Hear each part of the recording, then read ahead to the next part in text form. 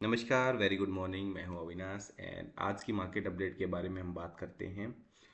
First of all हम discuss करेंगे कि क्या मिडल ईस्ट की वॉर के बारे में क्या चल रहा है, ईरान एंड यूएस के बीच में कैसे टॉक्स होने लग रही हैं, क्या नई वार्तालाप हुई है, क्या नई अपडेट्स आई हैं।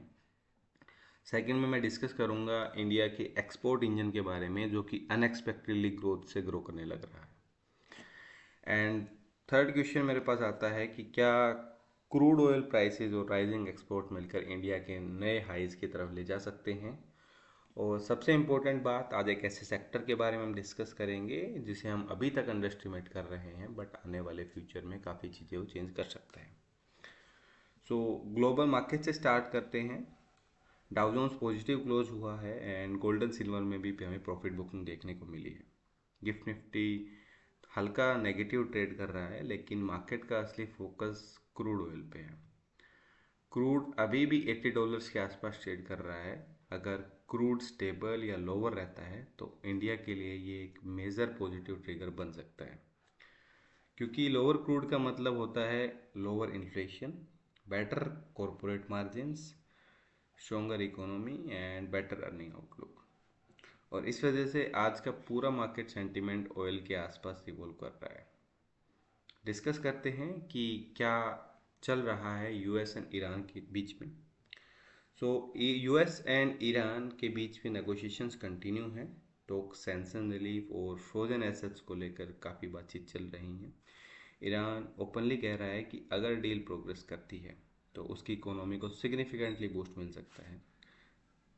लेकिन यहाँ इन्वेस्टर्स को एक चीज़ याद रखनी है, मार्केट डील को सेलिब्रेट कर रहा है लेकिन डील अभी कंप्लीट नहीं हुई है और इस वजह से वॉलेटिलिटी कंप्लीटली ख़त्म नहीं हुई है। वहीं ट्रम्प साहब का भी कहना है कि अगर ईरान दोबारा से ब्लॉकेड लगाता है सो वो एक बड़ा अटैक प्लान करेंगे। वहीं यूएस एंड ईरान के बीच में फर्स्ट राउंड ऑफ टॉक्स हो चुकी हैं बट कोई फाइनल डिसीजन नहीं आया है अभी भी टॉक्स कंटिन्यू हैं। और साथ ही सैटरडे को ईरान ने कहा था कि वो दोबारा से ब्लॉकेड लगाने वाले हैं क्योंकि इसराइल लेबनान के ऊपर अटैक्स को कंट्रोल नहीं कर रहा है। बट संडे को हमें कोई मेजर अटैक्स देखने को नहीं मिले इन द लेबनान एंड काफ़ी शांति रही लेबनान में काफ़ी मंथ्स बाद। तो ये एक पॉजिटिव थिंग है बट कॉन्फ्लिक्ट अभी भी रिमेन्स सेम। तो देखना रहेगा कि कैसे ये चीज़ें आगे पैन आउट होती हैं, क्या इम्पैक्ट उनके रहते हैं। एक पॉजिटिव अपडेट इंडिया के लिए भी आया है। इंडिया के 3 big oil tanker safely strait of Hormuz cross कर चुके हैं, जिसमें अप्रोक्सीमेटली 8,60,000 मेट्रिक टन से ज़्यादा क्रूड ऑयल था और साथ ही 94 क्रू मेंबर सेफली निकल चुके हैं वहाँ से। ये काफ़ी पॉजिटिव सिग्नल देता है इंडिया की supply chain, oil supply chain को ग्रेजुअली कैसे नॉर्मलाइज हो रही है उसके बारे में। बट स्टिल इंडिया के काफ़ी सारे टैंकर्स अभी भी वहाँ पे फंसे हुए हैं। ये इंडिया के एनर्जी सेक्टर के लिए पर्सपेक्टिव से काफ़ी पॉजिटिव डेवलपमेंट हुई है। अब बात करते हैं एक और इम्पोर्टेंट अपडेट के बारे में। इराक ने ऑयल प्रोडक्शन रैपिडली इंक्रीज करना स्टार्ट कर दिया है और टारगेट है अगले कुछ हफ्तों में प्रोडक्शन को 3 मिलियन बैरल पर डे के ऊपर ले जाने का। ये क्यों इम्पोर्टेंट है? क्योंकि इराक इंडिया के लार्जेस्ट क्रूड सप्लायर्स में से एक है। High supply generally means lower pressure on the oil prices और लोअर ऑयल प्राइसेस का डायरेक्टली बेनिफिट इंडिया को मिलता है। हम प्री वॉर 20 से 25% ऑफ हमारे इंडियन ऑयल इंपोर्ट्स जो थे वो इराक से करते थे। इराक हमारा काफ़ी बड़ा पार्टनर है। ये काफ़ी अच्छी देखने वाली चीज़ रहेगी क्योंकि काफ़ी सारे नए अपडेट्स भी आए हैं, जैसे कि इंडिया का सबसे बड़ा ऑयल रिफाइनरी इंडियन ऑयल ने भी बिग वेसल्स देखना स्टार्ट कर दिया है ऑयल को ट्रांजिट करने के लिए। तो इस डील के होने के बाद काफ़ी सारे हमें बड़े अपडेट्स भी देखने को मिले हैं और ये काफ़ी पॉजिटिव सिग्नल शो कर रहा है कि ये डील एक फाइनल गुड क्लोजर की तरफ जा सकती है। बट नो वन नोज कि क्या होने वाला है। अब डिस्कस करते हैं इंडियन इकोनॉमी से एक बड़ी न्यूज़ है कि India exports increase by 15% in Q1। Merchandise export लगभग $89 बिलियन के आसपास पहुंच चुके हैं और इंडिया अब ऑफिशियली $1 ट्रिलियन एक्सपोर्ट इकोनॉमी बनने के टारगेट पर एग्रेसिवली मूव कर रहा है। ये सिर्फ एक नंबर नहीं है, ये एक थीम है और स्मार्ट इन्वेस्टर्स थीम पर फोकस करते हैं, न्यूज़ पे नहीं। तो ये काफ़ी बड़ा अपडेट है। एक्सपोर्ट ओरिएंटेड कंपनीज़ के ऊपर हमें काफ़ी अच्छी खासी नज़र रखनी पड़ेगी। अगर एक्सपोर्ट कंटिन्यू ग्रो करते हैं तो कुछ सेक्टर्स डायरेक्टली बेनिफिट कर सकते हैं।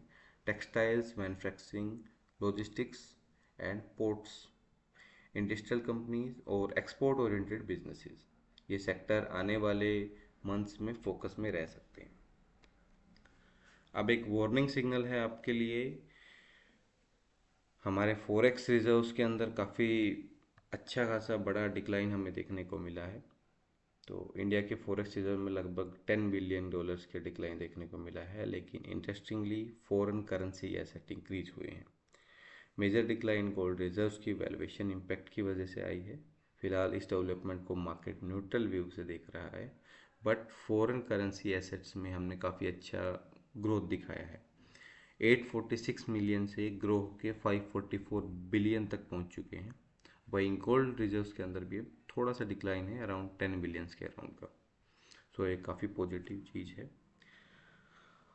एलपीजी सप्लाई में भी थोड़ा सा डिसेप्शन आया है, एंड एक नया अपडेट भी है कि US share of Indian LPG imports has by 8%, जो कि फरवरी में था 8%, अब इंक्रीज होकर 55% हो गया है। हम यूएस से काफ़ी ज़्यादा एलपीजी इंपोर्ट कर रहे हैं आज के टाइम पे। वहीं गल्फ से हमारी सप्लाई जो है वो 81% से रिड्यूस होकर अभी 38% पे हो गई है। एंड इस चीज़ की वजह से ऑयल मार्केटिंग कंपनीज को 652 करोड़ का लॉस हो रहा है पर डे। तो ये काफ़ी बड़ा अपडेट है। अगर गल्फ़ के अंदर चीज़ें शांत होती हैं, मिडल ईस्ट में थोड़ी सी शांति आती है, तो ये हमारे ऑयल मार्केटिंग कंपनीज के लिए अच्छा रहेगा। बट अभी के लिए ऑयल मार्केटिंग कंपनीज थोड़ा सा प्रेशर में रह सकती हैं। क्रूड ऑयल नीचे आने की वजह से $80 के नीचे अगर सस्टेन करता है तो वो पॉजिटिव है, बट यहीं पे जो ऑयल मार्केटिंग कंपनीज को लॉस हुआ है वो थोड़ा सा नेगेटिव है। तो हमें शेयर्स के अंदर बहुत बड़ी से मोमेंटम देखने को नहीं मिलेगा, बट स्टिल हम फोकस में ज़रूर रखेंगे कि क्या पैन आउट होके आता है। अगर हमारे लेवल्स ब्रेक होते हैं ऑयल मार्केटिंग कंपनीज के, like Indian oil, Bharat petroleum, Reliance industries की जामनगर इंडस्ट्री, तो ये काफ़ी पॉजिटिव रहेगा। वहीं अगर आपको याद हो तो मैंने आपको अपडेट किया था कि जामनगर की जो रिलायंस की इंडस्ट्री है, अनंत अंबानी जी ने ये कंफर्म किया है कि उनको वो कम्प्लीटली एआई ड्रिवन कर रहे हैं। तो ये काफ़ी बड़ा अपडेट है, क्योंकि ये पहली ऐसी ऑयल इंडस्ट्री बनेगी, ऑयल कंपनी बनेगी जो कि कम्प्लीटली एआई ड्रिवन रहेगी। अब नेक्स्ट अपडेट के बारे में बात करते हैं कंपनी स्पेसिफिक से। सो टाटा मोटर्स ने सिक्योर किए हैं अराउंड 3,400 इलेक्ट्रिक व्हीकल्स के ऑर्डर, जिसमें से 2,000 स्मॉल कमर्शियल व्हीकल्स हैं, पिकअप्स हैं, 900 इलेक्ट्रिक ट्रक्स हैं एंड 500 इलेक्ट्रिक बसेज हैं। ये काफ़ी बड़ा अपडेट है। अप्रोक्सीमेटली 2.71 बिलियन के अराउंड का ये कंप्लीट ऑर्डर बुक है। सो ये इंडिया की ईवी कमर्शियल इकोसिस्टम की ग्रोथ को रिफ्लेक्ट करता है, और इस वजह से टाटा मोटर्स मार्केट पार्टिसिपेंट की वॉच लिस्ट में रह सकता है। ईवी के अंदर हमारे काफ़ी अच्छा खासा बड़ा प्लेयर है commercial EV. Tata Motors commercial vehicle के ऊपर आपको खासी नज़र रखनी पड़ेगी। अब बात कर लेते हैं काफ़ी जो प्रैक्टिकली है कि क्या मार्केट के अंदर चल रहा है, टेक्निकल्स लेवल्स क्या हैं। So Nifty having a support of 24,000 and resistance है 24,500 पे। जब तक 24,000 होल्ड होता है मार्केट स्ट्रक्चर पॉजिटिव बना हुआ है। वहीं बैंक निफ्टी 57,000 पे है एंड रजिस्टेंस 60,000 के अराउंड। बैंकिंग सेक्टर अभी भी मार्केट का लीडर है, और अगर बैंक निफ्टी मोमेंटम कंटिन्यू करता है तो ब्रॉडर मार्केट को सपोर्ट मिल सकता है। वहीं विक्स काफ़ी लो है, वोलेटिलिटी काफ़ी लो है। वहीं पीसीआर भी स्लाइटली नेगेटिव की तरफ ही साइन कर रहा है, थोड़ा सा नेगेटिव हो सकता है, बट मार्केट्स के अंदर बहुत सारा प्रेशर नहीं है। आपको 24,000 का लेवल मेंटेन करके रखना है। अगर मार्केट इस लेवल के ऊपर ट्रेड करता है, यहाँ पे मेंटेन करता है, ब्रेकडाउन नहीं दिखाता है, तो मार्केट पॉजिटिव रह सकता है आने वाले इस हफ्ते में। अब हिडन इनसाइट के बारे में बात करते हैं। So market Iran and US deal को देख रहा है, लेकिन स्मार्ट मनी शायद इंडिया के एक्सपोर्ट ग्रोथ पे फोकस कर रहा है। Lower oil prices, growing export, new trade agreement, ये तीन थीम अगर कंटिन्यू करती हैं तो नेक्स्ट फ्यू क्वार्टर्स में मार्केट के विनर कम्प्लीटली डिफरेंट हो सकते हैं। इसी वजह से पर्सनली एक्सपोर्ट, लॉजिस्टिक्स, मैन्युफैक्चरिंग और एनर्जी लिंक थीम पर मैं खुद नज़र रखूँगा। एंड अगर आपको daily market update, sector analysis और इम्पोर्टेंट लेवल चाहिए तो वीडियो को लाइक करिए, चैनल को सब्सक्राइब करिए और कमेंट करके बताइए आपके हिसाब से इंडिया सबसे पहले किस सेक्टर की वजह से $1 ट्रिलियन इकोनॉमी बन सकता है। Thanks for watching.